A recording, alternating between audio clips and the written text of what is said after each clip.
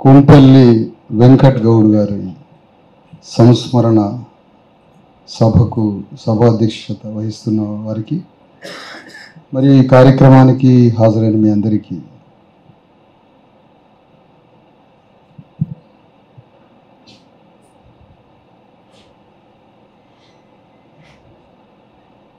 నాకు కొంపల్లి వెంకట్ గౌడ్ గారు ఎవరో తెలియదు.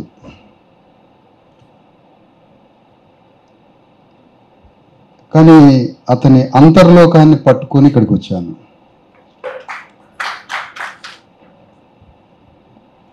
ఆయన మరణించే ముందు ఒక ఫేస్బుక్లో ఒక మెసేజ్ పెట్టి సమాజంలో మేము చేస్తున్న పనిని అభినందించి చనిపోయాడట.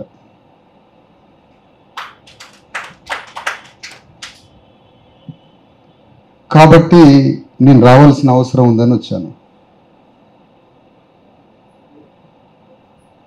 పరాజితుడు వెంకట్ గౌడ్, విశ్వనరుడైన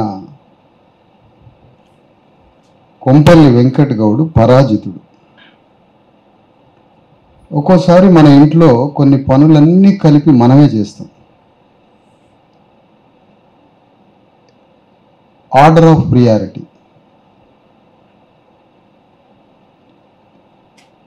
లేదా మల్టీ డైమెన్షనల్ పని. ఈ సమావేశం నుంచి ఏదో ఒక సమాధానం తెలుసుకొని పోతే బాగుంటుందేమో అని ఒక 2 మాటలు. కొంపల్లి వెంకట్ గౌడ్ ఫేస్ని చూసినా అతని యొక్క జీవితాన్ని చూస్తే అతనే ఒక కన్నీళ్లుగా కనిపిస్తూ ఉన్నాడు. రచనలు రాశాడు. అతని వేదన, అతని దుఃఖం అంతా కనిపిస్తూ ఉంది ఏది చూసినా అతని యాటిట్యూడ్లో. ప్రపంచంలో అత్యంత శక్తివంతమైనది కన్నీళ్ళే. ఇది ఇంటెలిజెంట్ కన్నీళ్ళ, న్యాచురల్ ఎమోషన్.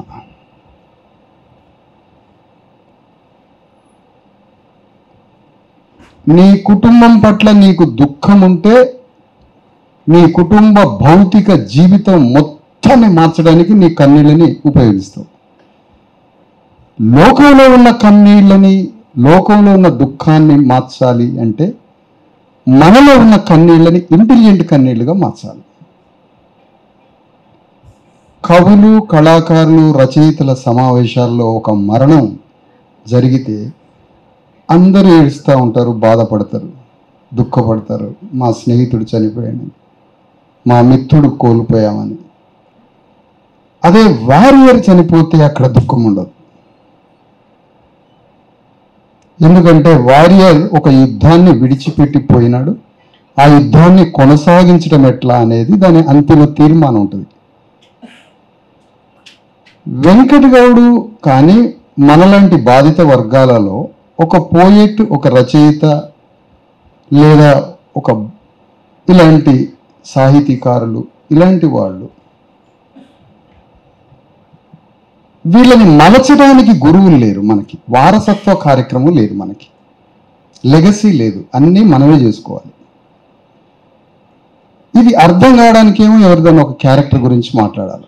మీకు అర్థం కావాలంటే ఒక 150 టాయిలెట్లను కడిగిండు ఒక మనిషి.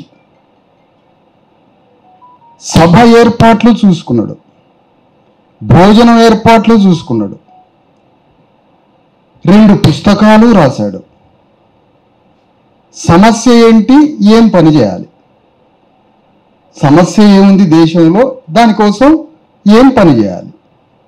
అతనే లక్షల మందితో సభ పెట్టుకోవడం, అతనే టాయిలెట్లు కడగడం, అతనే భోజనాలు వడ్డించే దగ్గర ఉండి ఎట్లా వండుతున్నారు, ఎట్లా వడ్డిస్తున్నారు చూడడం, అతడే వచ్చే పోయే వాళ్ళని జాగ్రత్తగా ప్రయాణాలు చేపియడం, అన్ని పనులు తానే అయి ఉండి ఈ దేశంలో ఒక విప్లవాన్ని సృష్టించాడు. అతడే కాన్షీరామ్. ఇది నేను తెలుసుకున్న తర్వాత మన పని ఏదో ఒక పరిమితికే లిమిట్ కావద్దు. అన్ని రకాల పనులు చేస్తేనే ఈ దుఃఖానికి నిర్మూలనేమో అనేది అర్థమవుతా ఉంది. ప్రపంచంలో ఎవడికి లేని మానవత్వం ఈ కళాకారుడికి, సాహితీకారుడికి, కవికి, రచయితకి ఉంటుంది. కానీ అతను మానవత్వంతో సమాధానం చెప్పకుండా చనిపోతాడు, ఆన్సర్ ఇవ్వకుండా చనిపోతాడు.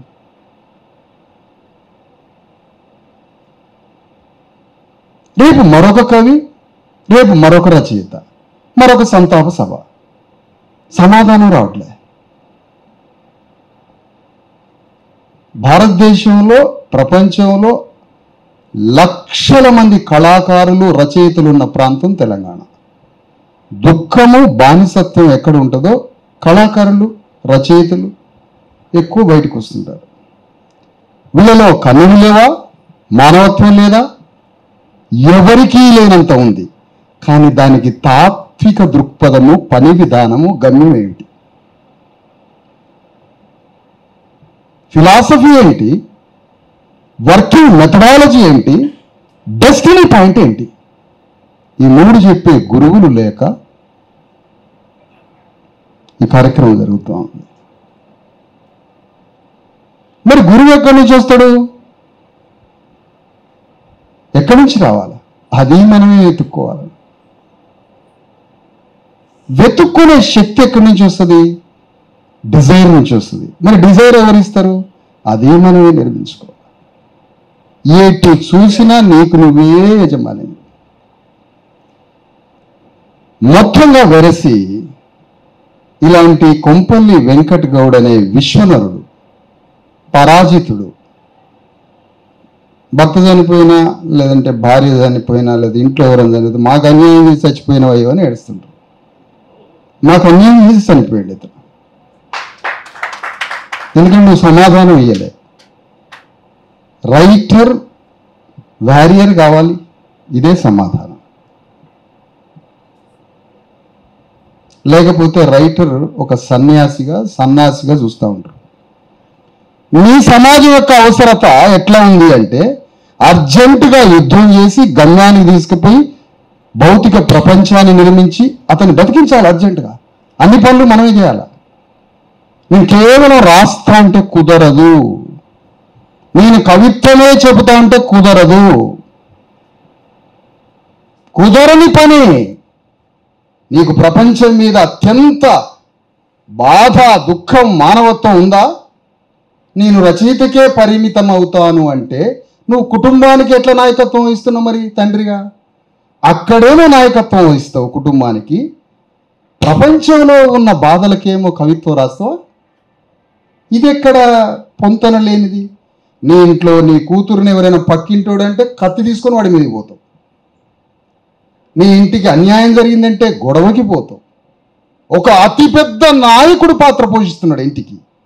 సమాజంలో కన్నీళ్ళకి రచయితగా మారుతున్నాడు. ఏంటి అసలు ఈ తేడా? దీనికి సమాధానం వెతుక్కోవాలి.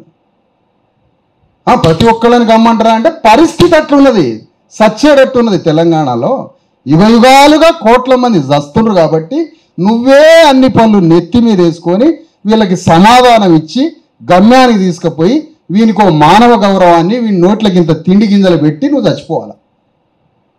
ఇదే పని. అంత పని ఉంది మన మీద.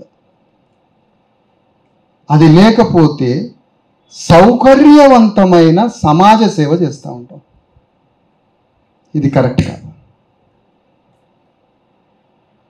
సౌకర్యవంతమైన సమాజ సేవ, ఐడెంటిటీ కోసం కొంత కార్యక్రమం, మానవత్వం ఉన్నవారే, తిరుగులేదు.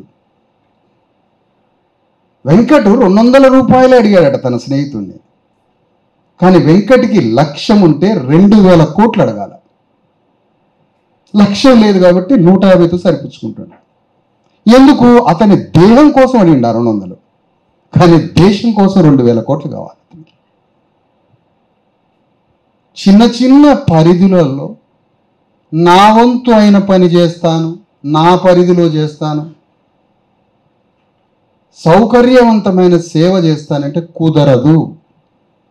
నువ్వు సమాజం కోసం బయలుదేరినవంటే అన్ని పనులు చేసి సమాధానం ఇచ్చి నీ కుటుంబానికి ఎట్లా చేస్తావో నువ్వు అంతే చేయాలి, తప్పదు. ఈ మాటల్లో ఏమైనా తేడా ఉంటే క్షమించమని కూడా నేను కోరను. ఉంటాను. Thank you.